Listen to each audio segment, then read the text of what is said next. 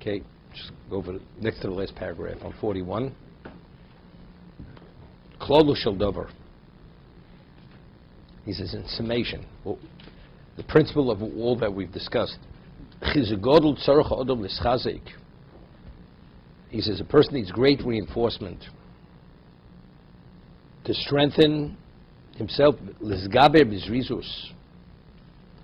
and persevere with alacrity, lasos mitzvahs.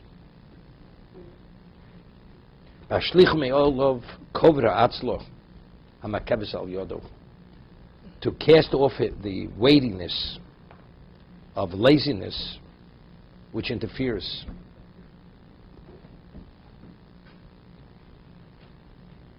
Chaim Voloshin points out, it's very interesting. Person studies, you can't keep your eyes open. And the moment you ask him to do something else, straighten up the house, or go somewhere, the person has all the energy in the world. Right? Immediately. I mean, anything which plays into your persona, which is physical, it's reflexive. But anything of spiritual nature, which is not, of course, you're not conditioned for that. So there's this inertia. There's always there's a natural resistance. So you have to overcome it. Of course, it's not in sync what you want, right? A person's hungry, right? A person doesn't have to force himself to eat if he's hungry, because you want to eat.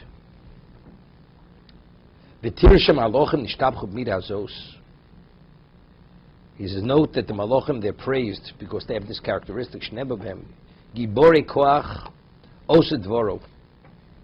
they have great power, they do his word, lishma b'kol dvoro. V'omer v'achayis rotzo b'shov kimar habozok. The chayus, there's a chayus, there are a certain echelon of angels, from the greatest angels, chayus HaKodesh.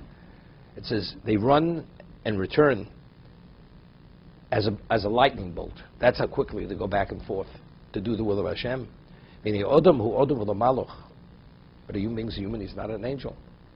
An angel has no impediments, he has no holdbacks, he has no physicality. He doesn't have the empowerment and the intensity of a malach. However,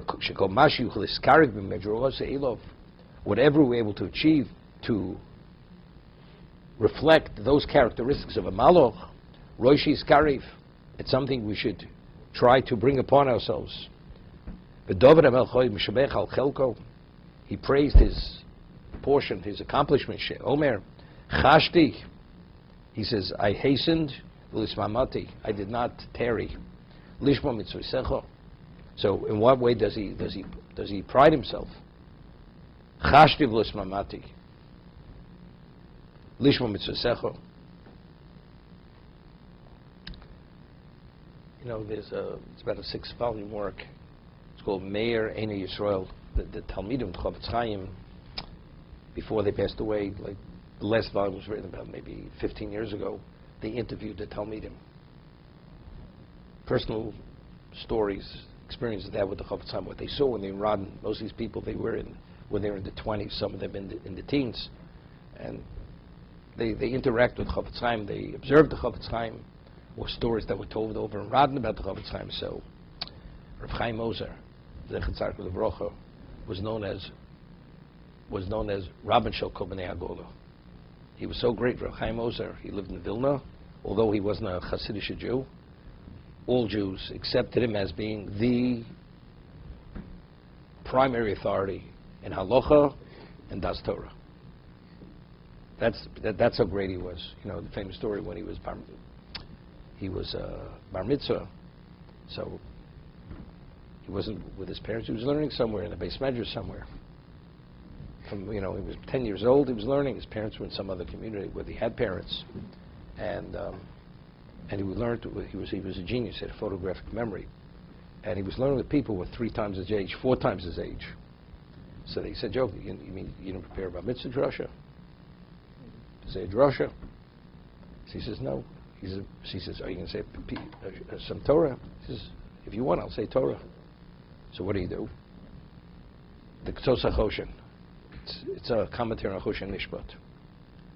he says, I'll start on the first page, and we'll go through, and I'll tell you my novelette, my remarks, and as long as it takes, we'll go through the Sefer. He spoke, this is without the text, he spoke for 8 hours. He never revealed to these people. These people, they lived 1,000 years, they couldn't achieve what he achieved. He was Rabban Shel called Ne'agolda. So when the Chafetz Chaim was older, whenever they would meet, they'd meet all the Gedolim, they would meet in the house of Rav Chaim Ozer in Vilna. The Chafetz Chaim was much older, so they would all travel to Radin, and they would meet in the home of the Chafetz Chaim. So when Rav Chaim Ozer would come to the home of the Chafetz Chaim held that Rav Chaim Ozer had the status of a Nasi. He's like the Prince of Israel. So you have to give special honor. So he'd have a bed prepared for him that when he would travel, he would be able to rest. And he had a pair of slippers, and he had a cup of tea, and every aspect of his need was covered. And he'd be waiting by the door, and he'd escort him in. This is the Chafetz Chaim. Chafetz Chaim was old enough then to be Rav Chaim Ozer's father. And the Chafetz Chaim Ozer said to the Chafetz Chaim's son, he said, your father has such a level of intensity, he doesn't let up. I can't deal with it. He's so, besides being a Kohen, Kohanim are very intense. He doesn't let up. It's like without a stop. There's no moment that's not fully invested. It's a level of intensity which nobody has that level of intensity. But that was the Chafetz Chaim. Chashti v'lo mismoti lishma mitzvah. That's David HaMelech. He says, he hastened, I did not delay to keep your mitzvahs. Okay?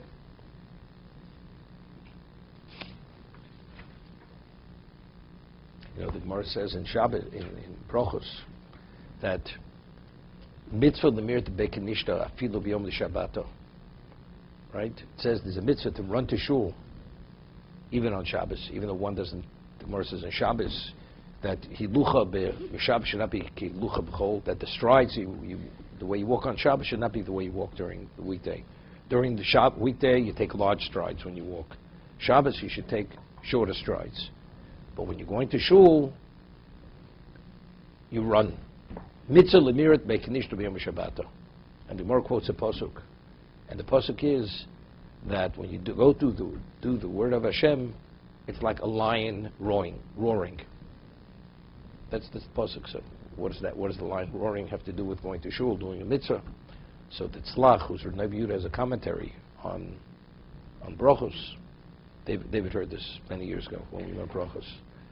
Says that if you're walking Shabbos and all of a sudden you hear a lion roaring and you think he's coming your way, what do? You run for your life. Right? That's what you do. So that's he says. It's like a lion roaring. You don't differentiate. Weekday Shabbos is all the same. You run. So therefore, from there, when you go to shul to serve Hashem, mitzvah lemirat in Aramaic, there's a mitzvah to run. The Be'kenishta afilu b'yom Shabbat, to the Beis Knesset even on Shabbos. That's how we explain. That's how it explains the Gemara. I remember many years ago, this is in the 60s, there was somebody in the yeshiva. I remember where he came from. The person must have been, I don't know, about 6'5". The way he was built, his torso, his legs, he had tremendously long legs, and the yeshiva had some apartments. It was about a 5-minute walk because the dormitory wasn't sufficient to accommodate all students. Shabbos, he would run, he would run like a Olympic runner from the apartments. When he ran down the street, you knew somebody was coming. You always ask, what is he running to or is he running from? You never knew where he was going, this person. The reason why I'm telling these stories is because Gary said that I want to make it, much more attractive. They should come again. Okay. Okay. Amit. Okay. Chelki azrizu shnayim. He says, alacrity, he says, consists of 2 elements. Echad kodem ascholas hamasa. The first is before one addresses the action, before one does the mitzvah. Echad achrechein. The other is after. Kodem ascholas hamasu shelo yachmitz odem mitzvah. Before, how does one demonstrate alacrity, zeal? that you shouldn't delay the mitzvah. The moment it presents itself, address it immediately. Not a moment of procrastination. When the time comes, when it presents itself, even when you think about it. You should hurry to do the action, take hold of it, and complete it. You shouldn't allow any time to lapse until you do it. Why? It's the greatest danger. Uses the term sakona.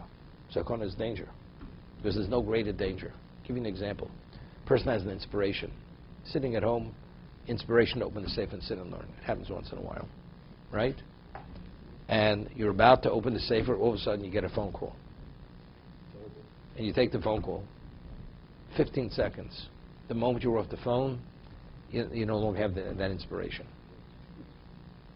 But if you would have started to learn, and you'd begun, even though you were interrupted slightly, you're on the path. You're in the groove already. But before you start, it's not simple. You delay, it's not only forgetting, there's a certain emotional attachment or feeling, mental, emotional. If that's interrupted, it doesn't happen very often. Every moment which passes, some interference could present itself for the good deed. I always quote Yisod Shosh Avoda. He writes a sefer on Kavanah of Tefillah. It's all based on the Zohar. He writes that before he would do a mitzvah, let's say finish eating, he would say a Tefillah that he should not have any interruption. That he would be mispal. HaKadosh Baruch Hu should give him a shmirah, that he should not have interruption, that he should do the mitzvah in its most complete way. That was his tefillah. Because he was worried. You know, it's kol hagodol michaver yitzur godol mimenu. I mean, who does the son try to ensnare? The person that does it specially. The person who's looking at his phone while he's saying the benching, you understand? And it's not he's reading the benching off the phone. He's looking at something else. He's checking his emails. Sutton doesn't have to distract this person. He's self-distracted. The one who tries to be mechami, right? He's the one who tries to distract. Rabbi, now that take Friday night Shabbos when it's late, so the time of Kriyat Shema comes and the time of Sfiras Omer comes while you're in the middle of the meal and guests and that. So, what is the right practice? And you're aware. It's a Mishnah. It's a Mishnah in Shabbos. That as long as you began beheter, that's not considered delaying the mitzvah. So you don't have to say, excuse me. You don't. But you have to have somebody to remind you that when you finish the meal, that you're supposed to say the Shema and you have to say the Sfira. See, he says you shouldn't allow the mitzvah to become chometz.